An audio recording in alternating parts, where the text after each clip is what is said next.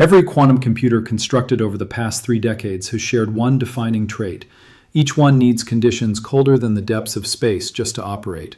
We're talking about temperatures approaching absolute zero, colder than anything found naturally anywhere in the observable universe, sustained by enormous dilution refrigerators that cost more than most homes and draw enough electricity to power a small town. And every major player in the field, from IBM to Google to IonQ, has treated this as an unbreakable rule of physics. Then a small group of researchers examined that assumption and decided to dismantle it completely. What they created reshapes everything you believed about where computing is headed. Quantum chips now exist that function at normal room temperature. No liquid helium, no chandelier-sized dilution refrigerators, no specialized facilities costing millions just to maintain the right environment. A quantum processor can now sit in a server rack right beside ordinary classical hardware, draw standard power, and still carry out calculations no classical machine on Earth could match. And if that sounds like fiction, this device is real, has already been installed at genuine supercomputing centers, and researchers are using it at this very moment. Hit like and subscribe right away, because what I'm about to walk you through touches cryptography, drug discovery, artificial intelligence, and national security in ways most people haven't even begun to consider. To grasp why room temperature quantum computing represents such a massive shift, you first need to understand why cooling was ever necessary at all. Classical computers process information using bits, binary units that are always either a 0 or a 1. Quantum computers instead use qubits, which can hold a superposition of 0 and 1 at the same time until the instant they're measured. This trait, superposition, lets quantum machines explore many computational paths simultaneously instead of checking each one in sequence. Pair that with quantum entanglement, where one qubit state is tied to another's no matter how far apart they are, and you get systems capable of cracking certain problem types exponentially faster than any classical machine ever made. The catch is that quantum states are incredibly delicate. The tiniest disturbance from the surrounding environment, an atom vibrating, a stray electromagnetic field, even a single particle of heat can collapse a qubit out of its quantum state into an ordinary classical one. This is called decoherence, and it's the core obstacle facing quantum computing. The reason older quantum computers must run near absolute zero is to wipe out thermal noise almost entirely. At temperatures close to 0 Kelvin, atomic vibration halts, thermal energy drops to nearly nothing, and qubits can hold their quantum states long enough to actually compute something. The superconducting qubits used by IBM, Google, and most leading quantum labs need temperatures around 15 millikelvin, roughly 180 times colder than the chilliest known spot in outer space. The equipment needed to reach and sustain those temperatures is massive, costly, and entirely unsuited to deploying quantum computing anywhere besides a purpose-built facility. This is where the new approach pulls off something truly groundbreaking. Rather than battling the environment by stripping out all thermal noise, it relies on a physical system that's naturally resistant to that noise even at room temperature. And the material behind this breakthrough is something people have prized for millennia, just for entirely different purposes. It's diamond. A company named Quantum Brilliance, launched in 2019 as a spin-off from Australian National University and now operating in both Australia and Germany, has engineered quantum processors built around a phenomenon called nitrogen vacancy centers inside synthetic diamond. The underlying physics deserves explanation, since it's the key to grasping why this method succeeds at room temperature when everything else has failed. Diamond consists of carbon atoms locked into an extremely rigid crystal lattice. When a nitrogen atom takes the place of a carbon atom next to a missing one, the result is what physicists call a nitrogen vacancy center, and that flaw in the crystal can function as a qubit. The nitrogen atom's nuclear spin becomes the qubit state, and this is the critical distinction from other methods. Nuclear spins are far less rattled by thermal vibration than electron spins are. As Quantum Brilliance's own scientists put it, the atom essentially shrugs off the thermal environment in a way an electron never could.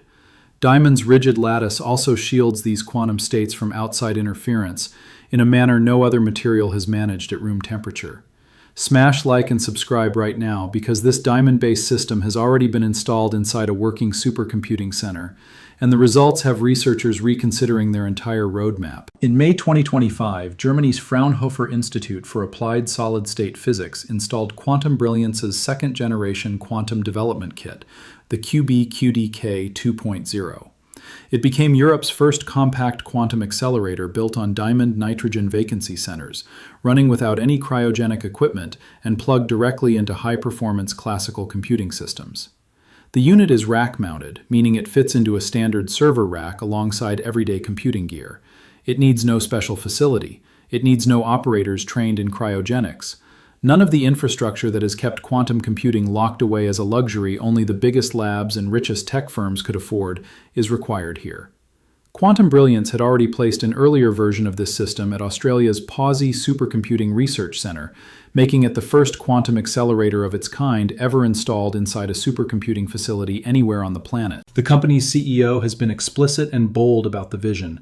Take quantum computing from mainframe to mainstream, eventually fitting quantum processors into mobile phones, self-driving cars, satellites, and anywhere else computing happens close to where it's actually needed. The technical specs of this diamond-based system are worth digging into, since they reveal both its real strengths and its honest current limits. Quantum Brilliance's diamond nitrogen vacancy qubits show coherence times exceeding 1 millisecond under real-world conditions, meaning that's how long the qubits hold their quantum states and can perform meaningful calculations. Gate fidelity, the precision of quantum operations, has consistently topped 99% in field deployments. The computing shot rate runs around 1 kilohertz, while sensing applications can hit anywhere from 100 kilohertz to 10 megahertz.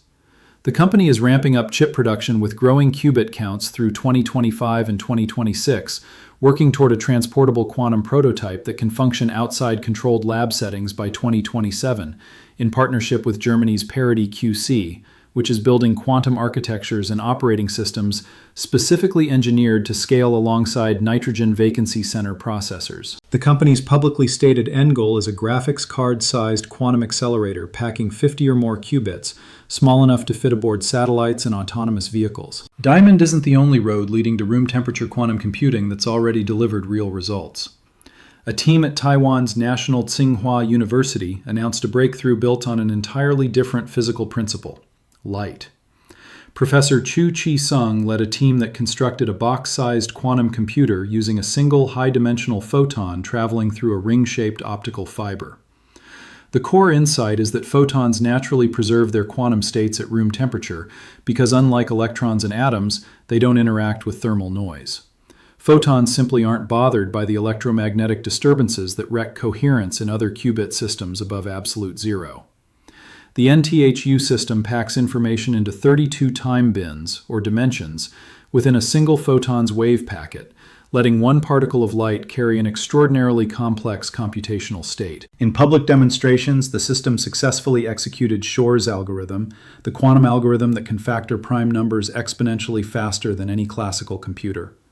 Running Shor's algorithm is viewed as a landmark benchmark in quantum computing, since prime factorization underpins nearly all of the encryption systems protecting digital communication worldwide. A box-sized, room-temperature device pulling this off isn't just an academic curiosity, it's a signal pointing toward where the entire field is headed. Smash like and subscribe, because what it means for cybersecurity when Shor's algorithm runs on a room-temperature device is something every internet user needs to understand. The encryption securing your bank account, your private messages, your medical records, and virtually every sensitive digital transaction on the planet today rests on one mathematical fact. Factoring extremely large numbers into their prime components is computationally brutal for classical computers. A sufficiently large number would take a classical machine longer than the age of the universe to crack. That difficulty is the bedrock of RSA encryption, the most widely deployed public key cryptography system in existence. Shor's algorithm, run on a sufficiently capable quantum computer, can factor those same numbers in a tiny fraction of the time, which means it could theoretically shatter RSA encryption. The reason this hasn't become an immediate emergency is that quantum machines powerful enough to threaten real-world encryption at useful key lengths have so far demanded enormous cryogenic infrastructure that restricts where they can exist and who can use them. Room-temperature quantum computing fundamentally alters that threat equation. A quantum processor that runs without specialized cooling is one that could eventually be deployed broadly in all kinds of environments by governments and well-resourced private organizations without needing to construct dedicated quantum facilities. The national security ramifications of this shift are already being weighed seriously at the highest levels of government in multiple nations. To be fully transparent about where things currently stand, today's room temperature quantum systems aren't yet capable of threatening real-world encryption at the key lengths in use right now. Qubit counts remain small, coherence times are still measured in milliseconds rather than seconds, and error rates, while impressive for room temperature operation, are still higher than what the best cryogenic systems achieve under controlled conditions. IBM's superconducting processors, Google's Willow chip, and other cryogenic systems still pack more qubits and achieve lower error rates within the tightly controlled environments of their dilution refrigerators. The cryogenic approach still holds the edge in raw performance metrics for now, but the trajectory matters more than the present snapshot. Cryogenic quantum computing has had decades to mature, yet it requires infrastructure that fundamentally caps where and how it can be used. Room temperature quantum computing is just getting started and is already proving itself in real-world installations. The performance gap between the two methods is genuine, but it isn't fixed in place, and the deployment advantage held by systems that skip cryogenic infrastructure altogether is enormous. The notion of hybrid quantum classical computing is essential to understanding how room temperature quantum processors are actually being put to use right now. Neither the Fraunhofer installation nor the POSI deployment functions as a standalone quantum computer, replacing classical systems entirely. Instead, they operate as quantum accelerators woven directly into classical high-performance computing setups. The concept is that quantum processors tackle the specific computational tasks where quantum methods deliver dramatic speedups, while classical processors handle everything else. The classical supercomputer pinpoints the portions of a problem where quantum advantage exists, passes those subproblems to the quantum accelerator, gathers the quantum results, and folds them back into the broader classical computation. This hybrid model represents the realistic, near-term path toward quantum advantage in practical use, and it's exactly why room temperature operation matters so much. When a quantum accelerator needs to share a rack, facilities, and operating environment with classical processors, the demand for cryogenic cooling becomes a fundamental obstacle. A room temperature quantum chip removes that obstacle entirely. The applications researchers are most thrilled about aren't abstract theory. Drug discovery requires modeling molecular interactions at the quantum level, simulations so intricate that classical computers can only approximate them. Quantum processors can model these interactions with precision, potentially speeding up the development of new medicines and materials dramatically. Logistics optimization, like finding the most efficient global supply chain routes or optimizing power grid distribution, involves combinatorial complexity that balloons exponentially with scale and quickly overwhelms classical machines. Quantum optimization algorithms can land on good solutions to these problems far faster than classical methods can.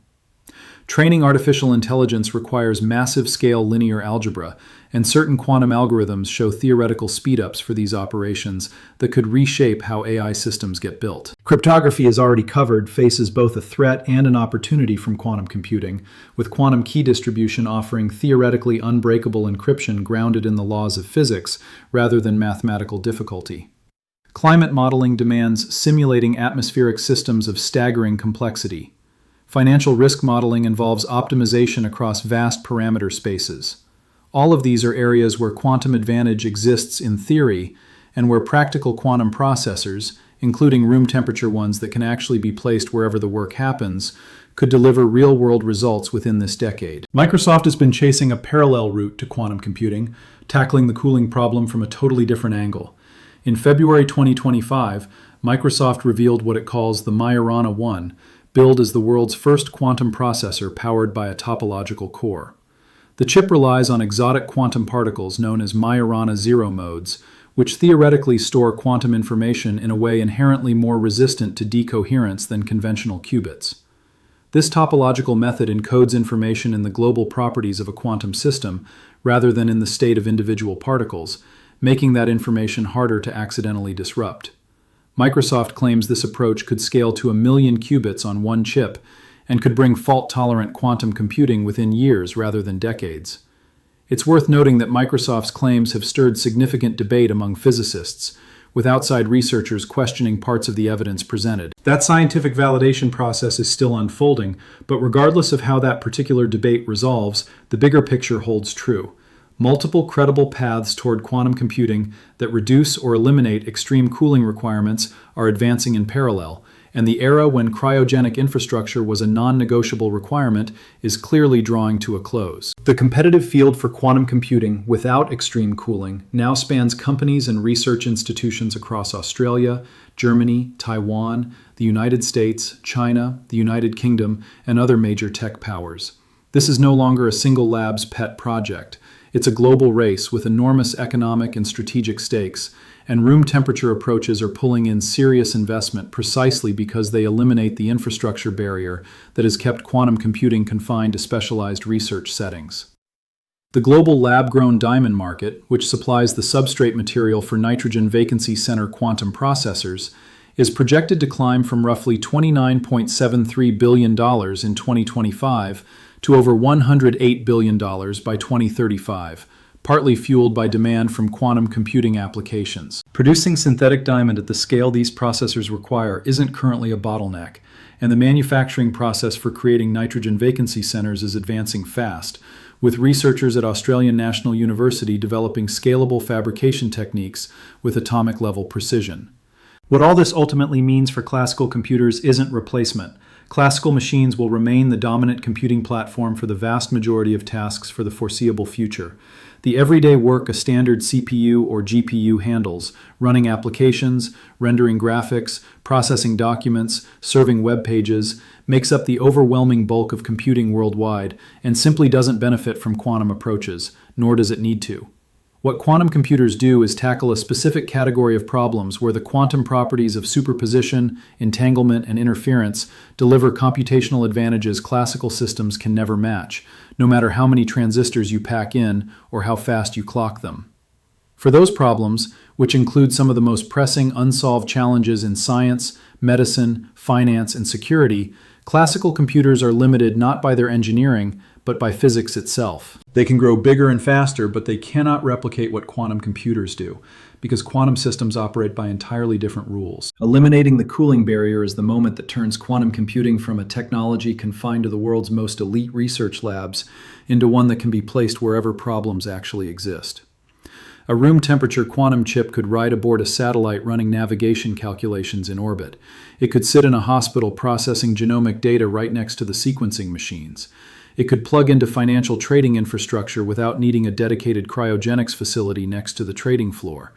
It could travel with military units in the field, running optimization calculations for logistics and communications. Every single one of those applications was impossible as long as quantum computing demanded temperatures colder than outer space. A chip that needs no cooling isn't just a technical milestone, it's the key that frees quantum computing from the lab and lets it loose in the world. The energy economics behind this shift deserve serious attention too, because they represent a second front where room temperature quantum computing carries an advantage that only grows over time. A standard dilution refrigerator needed to cool a superconducting quantum processor burns through enormous amounts of power just to maintain millikelvin temperatures, often rivaling the energy draw of a small data center for cooling alone. Every hour of quantum computation on a cryogenic system carries an energy cost that has nothing to do with the computation itself, and everything to do with sustaining the environment that computation needs. A room temperature quantum chip, in contrast, uses roughly as much power as a desktop computer. The NTHU photonic system that ran Shor's algorithm inside a box-sized device draws power comparable to ordinary desktop equipment. As quantum computing moves from research novelty to production workload, the energy gap between cryogenic and room temperature approaches will turn into a major economic factor in technology decisions, not just a footnote. The manufacturing and standardization implications of room temperature operation are just as significant. Cryogenic quantum computers demand highly specialized fabrication processes, unique materials, and manufacturing environments with no overlap with the semiconductor industry that produces classical chips. That means they can't tap into decades of process refinement, global supply chains, manufacturing scale, or the cost reductions that have made classical computing hardware relentlessly cheaper and more powerful over time. Room temperature quantum chips, especially diamond-based nitrogen vacancy designs, are built from solid-state materials using processes that share far more in common with semiconductor manufacturing than with cryogenic physics experiments. Quantum Brilliance's own roadmap explicitly aims for semiconductor-style manufacturing as the route to scaling qubit counts and cutting costs. If that strategy pays off, Room temperature quantum processors could eventually follow something resembling a quantum version of Moore's law, with performance climbing and costs falling as manufacturing matures. That trajectory simply isn't available to cryogenic approaches in the same way. The scientific community's reaction to room temperature quantum computing has blended genuine enthusiasm with appropriate skepticism. Researchers who've spent their careers building cryogenic systems correctly point out that current room temperature qubit counts and error rates still fall short of what the best cryogenic systems achieve. Quantum error correction, the technique of combining multiple physical qubits into one reliable logical qubit, demands very low error rates to function properly, and hitting those rates at room temperature remains an active research challenge. The coherence times nitrogen vacancy center qubits show under real-world conditions, while unprecedented for room temperature operation, still trail what cryogenic systems achieve in their tightly controlled environments. These are real limitations that honest reporting has to acknowledge, but they're engineering challenges, not fundamental physical walls. The physics that enables nitrogen vacancy centers to function at room temperature doesn't impose any ceiling on coherence times or gate fidelity that would make this approach permanently second-rate. The current performance gap simply reflects where the technology stands today, not where it's heading.